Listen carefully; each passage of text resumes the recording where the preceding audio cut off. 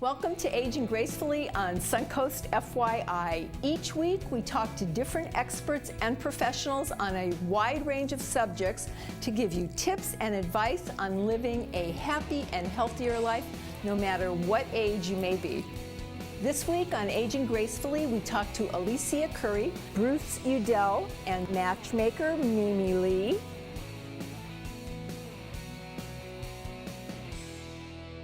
This week, author Alicia Couri returns to talk with us about collagen. Okay, where can we find this and what is it? So collagen is the most abundant protein in the body. You find it in your skin, in your digestive system, it's in your tendons, your bones, your muscles, it's all over your body. Okay. It's really the glue that holds us together. Okay, and what are some of the ways that we damage our collagen? Well, that's a great question, because after age 30, your collagen actually starts declining about 1 to 2%. I know, especially if we need it to hold everything together. So we need this collagen, and it starts to deplete as we age. And the things that really damage your collagen even further than that 1 to 2% are the three S's. Okay. The three S's. It's sugar. It's smoking, and it's also high amounts of sun exposure. So sugar, smoking, and sun, those are the things that really speed up that decline in collagen. And how do we notice those signs? Or how do we notice it's being depleted in our body? Obviously, the sun is pretty obvious. Right. But, well, most people see the first effects of the sign in the skin, because the skin is the largest organ in the body. So you start seeing wrinkles, you might get sagging of your skin, you might start getting aches and pains as you move, because your muscles and your tendons are you're depleting that collagen in there. And that's the collagen. That's collagen loss. Okay, so stay away from sugars.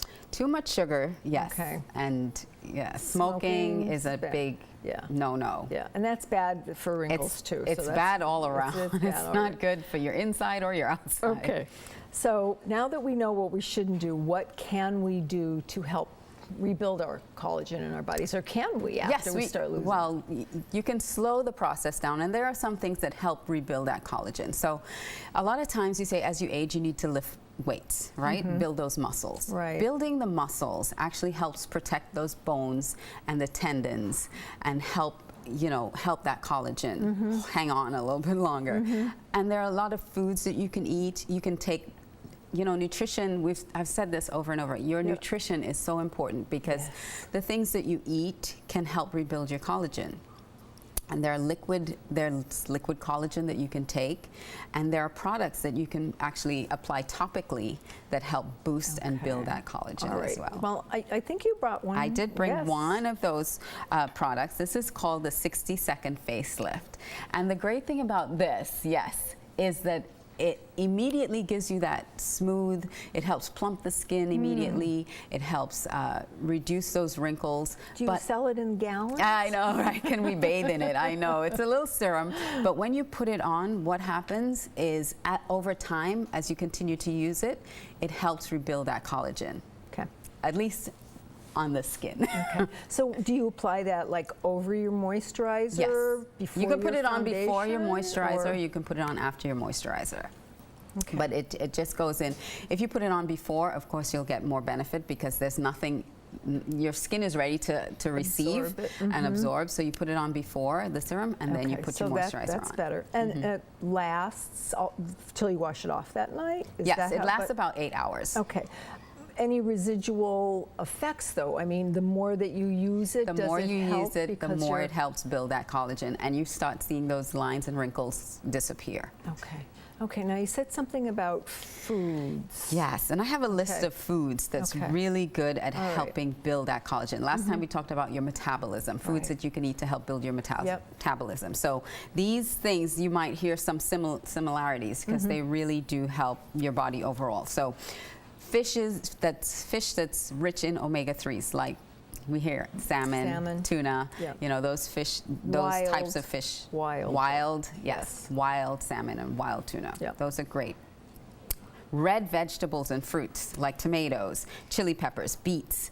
Those are great for your beets are very good for you, yes. Because it has antioxidants, lycopenes. You know, it provides sun protection from the inside, actually. When you eat beets? red foods, red fruits and vegetables. It also helps increase your collagen. Dark leafy vegetables, we talked about those with your metabolism. Spinach, kale. They're high in vitamin C. They help rev your metabolism up and boost your collagen.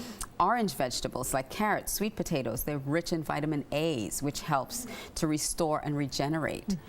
Berries, they scavenge free radicals that break down that collagen. So you want to use all types of berries. All types of berries, especially dark berries.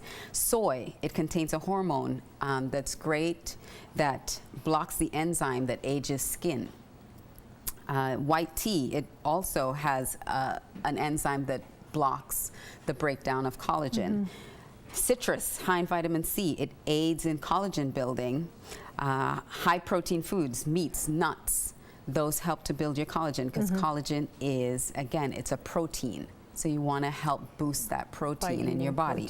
Exactly. Garlic, it contains sulfur, and sulfur is necessary for the production of collagen. It's so good for you. Yes, it's so good for you. It has lipoic acid, so that helps boost the collagen as well. And oysters, I can't eat oysters because I'm allergic, but it has zinc and vitamin B, B12, and minerals that also help aid in the production of collagen. Okay, so to wrap it up, I mean, basically a well-balanced diet. A well-balanced diet. And so you don't have to think, okay, well, this for my metabolism, this for my skin. If you just eat well-balanced. Integrates. So if folks go to your website, buy your book. Yes, really, I have it listed in the book. Everything is in here. You can give them an idea, and they can have a general idea, and they'll find out what they're already eating. Yes. That they can do, and then some of the things that you suggested that they cut out. Absolutely. Now, one thing we didn't mention, because we talk about not eating past a certain time. Right, for your metabolism. That, you know, there's this big craze, intermittent fasting. But the thing is, if you stop eating at a certain time every day and allow your digestive system to fast through the night, do it at the same time every day though, so that you're building again that routine, that consistency. I don't eat after 7 most of the time. Sometimes it's unavoidable, but my routine is after 7 o'clock, and then I start eating again around 9:30 in the morning. So that's the period that I fast. All right. Thank you again for your wonderful tips, and we'll see you next week. I'll be happy to be back. Okay, thank you. Please stay tuned. Aging Gracefully on Suncoast FYI will return after a short break.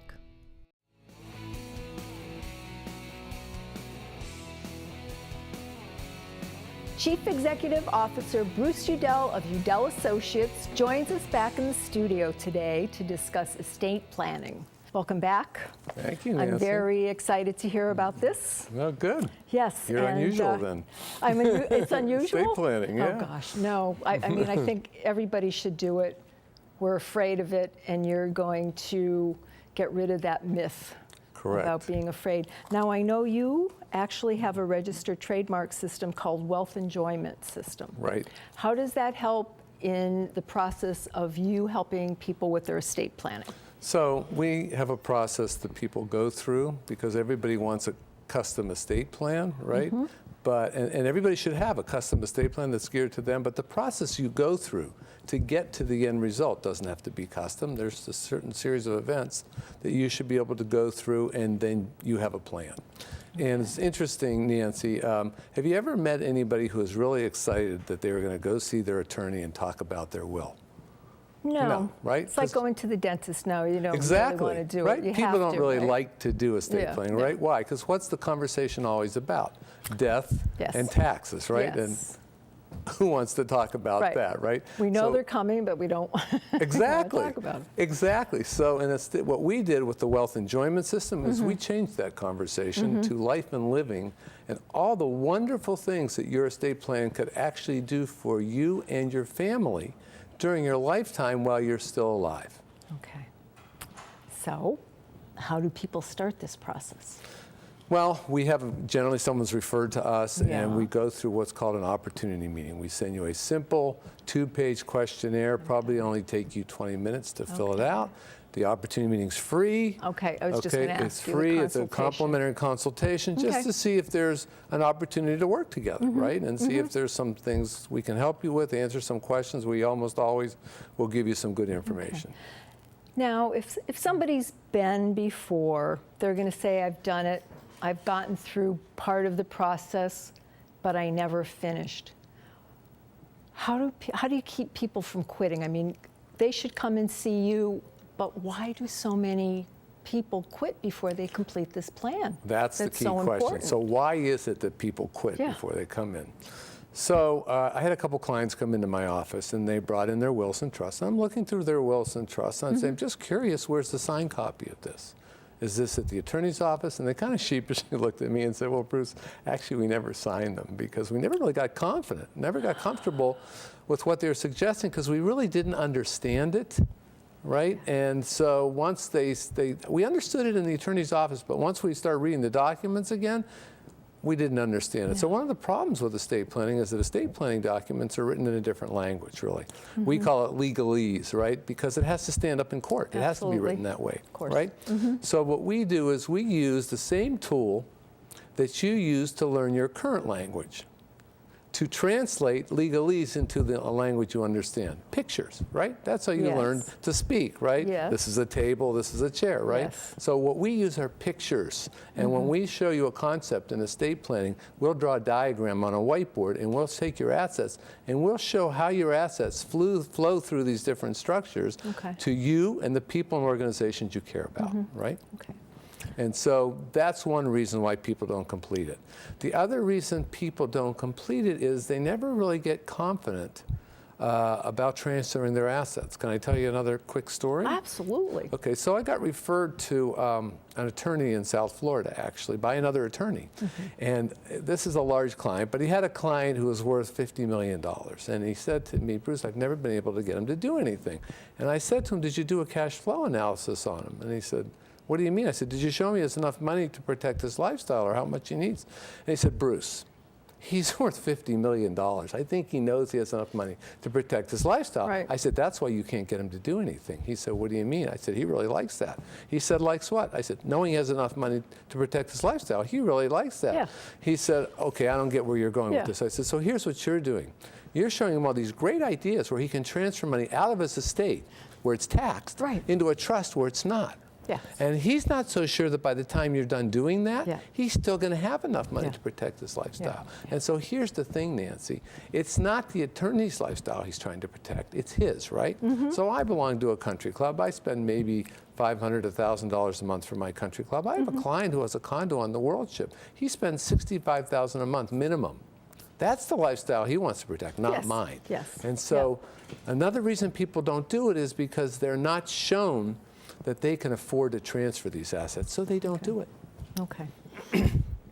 They need to talk to you. Take that fear away.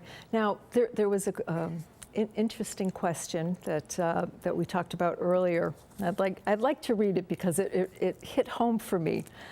Your website Yeah. talks about people using their estate plan to enhance their children's lifestyle without giving them any money. Right.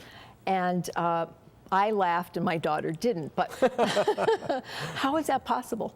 So your children are out there and they're working, earning a living, trying to save for retirement, Yeah. hopefully. And hopefully they're working with a financial planner who's showing them how much money they need to save for retirement. And they have to, in today's world, Nancy, they have to plan to have enough money to live to 100. Sure. And so they figured out they can't do that with their 401k plan. They need to save way Right. more money, right? So, and you haven't even told them about this asset they have called an inheritance. Right. So what do you think happens when the financial planner plugs an inheritance into their financial plan? Maybe they don't get it till they're 70 because you live to 100, but they still need assets to 100. What do you think happens to the amount of money they have to save if they plug that inheritance in? Well, I don't know what the number is, Yes. but it goes down, doesn't it? Absolutely. So now, Absolutely. all of a sudden, don't they have extra money they can spend maybe on a vacation, maybe on buying a nicer home, live in a nicer neighborhood? Right. Didn't you create cash flow for them Yes. without giving them any money? Yep. Right? Right, All you have to did. do, and so one of the steps we do in the wealth enjoyment system is we will conduct a family meeting for you and we will explain to your family how this plan can benefit them. All right. One final question. What's the biggest enemy for creating an estate planning? That's easy. Procrastination. Procrastination, we all do it. Put it off, put it off, Okay, put it off. come and talk to you. Right. At least come and talk to you and get the process started. Have the free meeting, get some free Okay. information. Why not? You'll Why know not? whether this is something you want to move forward with. Okay, great. Thank you. I really enjoyed that, and I learned a lot, and I hope our viewers did as well. Oh, thank you. Thank you. Thank you for tuning in to Aging Gracefully on Suncoast FYI. We'll return right after the break.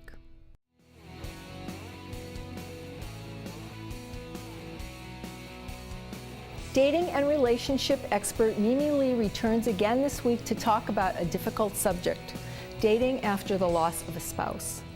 Welcome back, Mimi. Well, thank you for having me. Pleasure back. having you again. Thank you. Today we're going to talk about the challenges that widows and widowers have, and what are some of the things that you can do, what advice can you offer them to help them overcome this with your matchmaking service? Right. So when you've been with somebody for 30 or 40 or even 50 years, I have clients that have been married 57 years Oh my and become gosh. widowers, correct.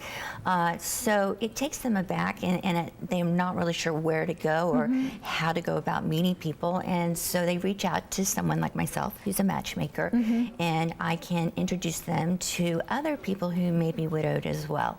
And it makes it a lot easier. But I just have to warn them up a little bit about dating because you don't know after so many years. So what are some of the tips that you can give them for assistance? So I always make sure that you come in again with a positive attitude on your first date. Make sure you're on time.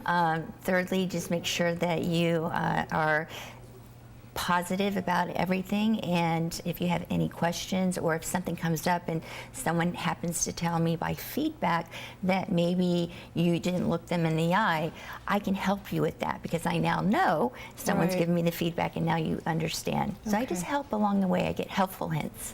Okay. Now that, again, across the board, whether you're a widow or widower, but again, they need to be, after all these years of not having dated, there are challenges, and as simple as that, I mean, making eye contact with somebody that you've just met, I mean, you're probably shy and it's a little intimidating. Yeah. So you help them with all of that when they come in. I just see you. reassure them and I give them comfort, and also let them kind of guide them on a path to talk about things that they're looking forward to in the Right. present and in the Right. future, and not dwell on the past.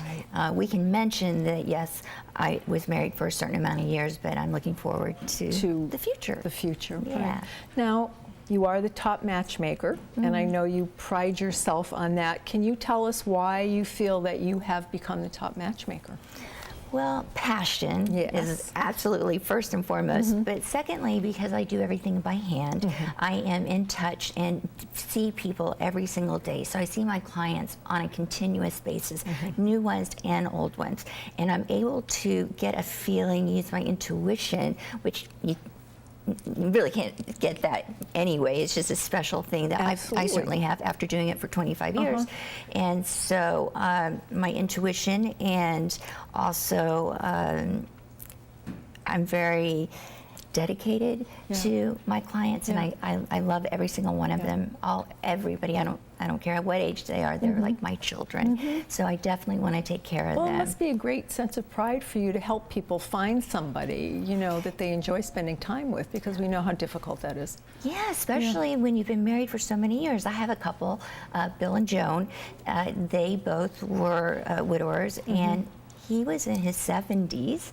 She's in her late 60s, and they were happily married, but they got to a point where it was lonely. It's not fun being at home by yourself or going to events. I mean, your friends will invite you, but it's just not the same. Exactly. Yeah. So I introduced them. They got engaged. They actually got married in Venice Beach, and then he whisked her off to the Bahamas. So they were just like young sweethearts. Yep. Yeah, I just loved it. It's So. young at heart. Your Young love at heart. is young at heart. Always. Always. Yeah. Now, you said you meet everybody one-on-one. I know that you are the matchmaker, but you do have a small staff that does background work for you a little bit, but you are actually the one that people get to meet and talk to. So That's absolutely correct, and I do believe that's where my success comes from, because I know my clients very intimately, and I spend a lot of time with them. And again, I get feedback from them. I talk to them, and I know my clients inside out. A computer, you don't know. It's the ABC, or you do the algorithms. I don't do that. It doesn't work.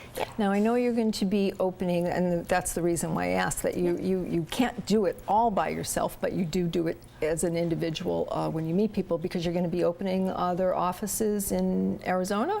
Yes, both in Tucson and in Scottsdale. So for people who live out in that, or have friends out in those areas, they should be looking for you in the near future. Yes, and it's a licensee, so I'm not going to actually be out there, but I have a wonderful licensees that really understand people, and they're a good match. So they'll have fun, but a lot of my clients do travel, and if you play a lot of golf, you might end up in Scottsdale or Florida or what have you. Right. Okay, so tips again for singles wanting to meet that special someone. What's the first steps you take? I mean, obviously, we can't all come to you, although we would all love to. What are some general advice that you might give to singles, if you don't mind sharing some of those? Oh, sure, absolutely. That's top secret. Okay. No, first and foremost, talk to your friends, talk to your family, if they might know somebody that they can introduce you to. So that's always a good way to meet people. Secondly, you can try the online dating, maybe just look at the profiles, not necessarily put yourself up there, but that will get you going, knowing, okay, there's a lot of people out there that are single, and that will get you motivated to do whatever you need to do to meet somebody, whether that's at a bookstore or at an auction or some kind of event. And you did say something interesting. I was reading a bit on your website. Try something new, and that's what you're saying, a bookstore. But it could be like a sporting event that you haven't gone to. Try something different. Do take a dance class. If you've never danced, that would be a wonderful way. Wonderful way. Kayaking, paddleboarding. I mean, there's so much out here in Florida to do. Even going to the beach, as simple as it is, to have somebody with you when you're watching the sunset is so much more beautiful and exciting than by yourself. So it's the simple things in life, but I would encourage everybody to keep a positive mind and know that there are many people out there who are single, just like they are, whether it's a divorce or a widower. Correct. So hang in there. Okay, website for our viewers, please. Oh, sure.